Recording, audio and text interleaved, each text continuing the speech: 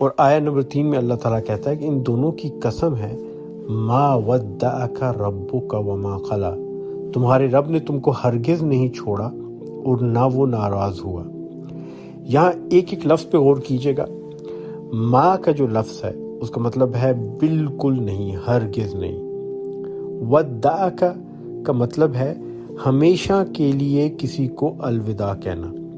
جو لفظ الوداع ہے وہ ہوتا ہے جب آپ کسی سے تھوڑی دیر کے لیے بچھڑیں اور اس کے بعد دوبارہ ملنا ہو۔ مثلاً صبح آپ کام پہ جاتے ہیں تو بیوی بچوں کو الوداع کہہ کے جاتے ہیں، یا بچوں کو اسکول آپ نے چھوڑا تو اسے الوداع کہا، اس کے بعد آپ اس کو پھر اسے لے لیں گے۔ لیکن تودیع کا لفظ وہ ہے جب آپ کسی سے بہت محبت کرتے ہیں، اس کو ہمیشہ کے لیے چھوڑ کے جا رہے ہیں، اس صورت میں آپ ودعک کہتے ہیں۔ لیکن یہاں عربی زبان میں کہنا یہ چاہیے تھا لم یودعک، کہ اس نے تم کو ہمیشہ کے لیے الوداع نہیں کہا۔ لیکن اللہ تعالیٰ نے لفظ لم کی جگہ ما استعمال کیا ہے، کیونکہ ما کا مطلب ہے ہرگز نہیں۔ تو اللہ تعالیٰ کہتے ہیں بالکل نہیں، کوئی شک نہیں اس بات میں کہ تمہارے رب نے تمہیں نہیں چھوڑا۔ اور رب کا مطلب ہے تمہارا رب، تمہارا پالنے والا۔ اور یہاں آپ محبت اس چیز میں دیکھیے اللہ تعالیٰ کی کہ وہ بار بار لفظ کا استعمال کرے۔ کا مطلب ہوتا ہے تمہارا، ما ودعک تمہیں الوداع نہیں کہا، رب کا تمہارے رب نے۔ لیکن آگے جو لفظ استعمال ہو رہا ہے وہ ہے قلا، وما قلا، اور ہرگز نہیں ناراض ہوا۔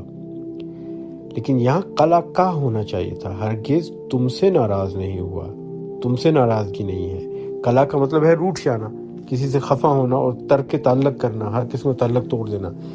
لیکن اللہ تعالیٰ نے یہاں لفظ کا استعمال نہیں کیا، یہ نہیں کہا کہ تم سے ناراض ہو، کہا کہ ہرگز ناراض نہیں ہوا۔ اور اس کی وجہ کیا ہے؟ آپ استعمال دیکھیے الفاظ کا، اور الفاظ کے چناؤ پہ غور کیجیے۔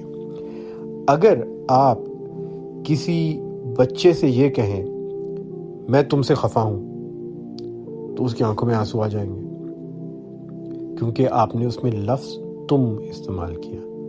اور اگر آپ اسے یہ کہیں میں خفا، تو وہ مسکرا دے گا، کیونکہ آپ نے لفظ تم کا استعمال نہیں کیا۔